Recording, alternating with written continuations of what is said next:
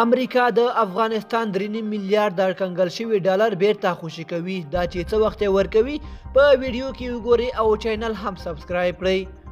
د افغانستان د کنګل شوي پیسو په اړه د متحده ایالاتو د ولسمشر جو بایدن پریکړه څنګه ارزوي؟ د امریکا جمهور رئیس جو بایدن په افغانستان کې د روان بشري اقتصادي کړکېچ ته د رسیدګۍ لپاره او دا چې څنګه د دې کړکېچ د حل لپاره د افغانستان د هغو شتمنیو څخه ګټه واخیستل شي چې په افغانستان کې د طالبانو د راتګ راهیسې په متحده ایالاتو کې کنګل شوي. اجرایي فرمان صادر کړ.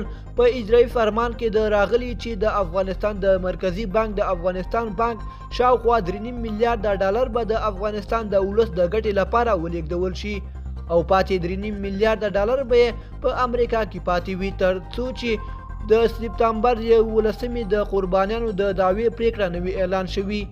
دوستانو زموږ د نن ورځې خبر تر همدې ځایه وو. تر بیا ښه وخت.